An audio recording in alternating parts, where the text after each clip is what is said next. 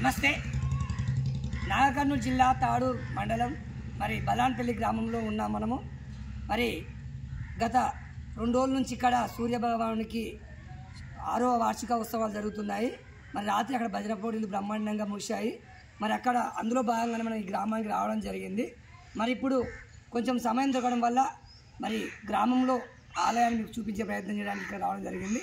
ముందుగా మనము బలాన్పల్లి గ్రామంలో శివరామాంజనేయ స్వామి ఆలయంలోకి ప్రవేశిస్తున్నాము. అక్కడ ముందుగా మనకు గ్రామదేవత అయినటువంటి బొడ్రాయిని, ఏం స్వామి బొడ్రాయి కదా, మరి బొడ్రాయి దగ్గర ఉన్నాము. బొడ్రాయి దర్శనం చేసుకొని మరి శివరామాంజనేయ స్వామి ఆలయంలోకి ప్రవేశిస్తున్నాము. మరి ఆలయం చాలా విశాలంగా ఉంది. మరి ఏమేమి దేవతలు కొలువై ఉన్నారో ఒకసారి మీ అందరూ కూడా చూపించే ప్రయత్నం చేస్తాను. మనం ఆలయంలోకి వెళ్ళే ప్రయత్నం చేద్దాం. జై శ్రీరామ్. ఓం నమః శివాయ, ఓం నమః శివాయ, శివాయ నమః, ఓం నమః శివాయ, నమః శివాయ ఓం. మరి ఆలయంలోకి అయితే ప్రవేశించాము. ఇక్కడ చాలా ఆలయాలు కనిపిస్తున్నాయి. ముందుగా శివస్వాములు మనకు కొంతమంది కనిపిస్తున్నారు. ముందుగా శివ దర్శనం చేసుకున్న తర్వాత మిగతా ఆలయాలను చూసే ప్రయత్నం చేద్దాం. ఓం నమః శివాయ, ఓం నమః శివాయ, హరి నమః శివ. ఆలయంలో ప్రవేశించాము. ముందుగా మనము శివాలయం ముందు ధ్వజస్తంభాన్ని, పొడువాటి రాతి ధ్వజస్తంభాన్ని దర్శించుకున్నాము. మరి ఎక్కడ పోయిన ఆలయానికి ముందు ధ్వజస్తంభాలు ఉంటాయి కనుక ధ్వజస్తంభం నుంచి మనం లోపలికి వెళ్ళే ప్రయత్నం చేద్దాం. మరి ఇప్పుడైతే చాలా విశాలమైన ఆలయం ఉంది, చాలా ప్రశాంత వాతావరణం ఉంది. నాగర్ కర్నూలు జిల్లాలో ఆలయాలు చాలా వెడల్పుగా విశాలంగా ఉంటాయి. మనం చూస్తున్నాం. ముందుగా శివ దర్శనం చేసుకుందాం. మరి శివుని ముందుగా యజ్ఞం చేసుకోవడానికి కూడా అనుకూలంగా యజ్ఞగుండానికి కూడా స్వామి మనకు రికార్డు తగ్గుతుందో చూసుకుంటున్నా. మరి ఇట్లే శివస్వామితో మనము మాట్లాడతాం. ఎందుకంటే చాలా గ్రామాల్లో వీడియో కొంచెం ఇబ్బంది పడుతున్నారు. మరి మన అడిగేది తమ్ముడు వీడియో శివస్వామి వీడియో తీస్తున్నారు. మరి ఆ యజ్ఞాన్ని కూడా ఇక్కడ యజ్ఞగుండం నిరూపితం చేసుకున్నారు. మరి దాంతోపాటు మరి ముందుగా నందీశ్వరుని దర్శనం కూడా చేసుకుందాం.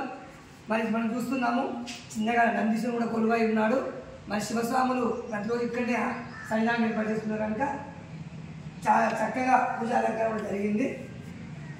ఒక్కసారి దేవుడిని చూపించే ప్రయత్నం చేస్తాను. గురుస్వామి ఒక ఇక్కడ రావాలి. ఒక్కసారి అందరూ చెప్తారు, పర్లేదు. మనం చూస్తున్నాము శివాలయం చాలా పురాతనమైన శివాలయంలా కనిపిస్తుంది. మరి శివుడు కూడా ఇక్కడ కనిపిస్తున్నాడు. లోపల స్వామి ఒకసారి లోపల దేవాలయం పై భాగంలో రాతి పలకలతోటి నిర్మాణితమై ఉంది. పైన కూడా ఒక పద్మం కూడా మనకు చిత్రీకరించబడి ఉంది. మరి శివుని కూడా మనం చూస్తూ ఉన్నాము. గురుస్వామి మీరు ఒకటి లోపలికి వెళ్ళండి. మరి మనకు గురుస్వామి కూడా మనకు కనిపిస్తున్నాడు. శివుని కూడా మనం చూస్తూ ఉన్నాము. ఎందుకంటే వాళ్ళు ఎంతో పవిత్రంగా శివస్వాములు కొలుచుకుంటున్నారు కనుక మనం అంత పోవడం నాకు అంత మంచిగా అనిపించట్లేదు. స్వామి ఇది పురాతనమైన శివాలయమా, అది శివుడా నిన్న స్థాపించారు? కొంచెం ముందు ఈ ఆలయం ఎప్పుడు నిర్మించారు?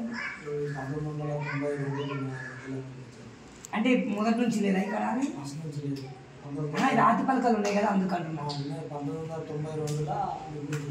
నీకు గుర్తుకుందా? ఓకే.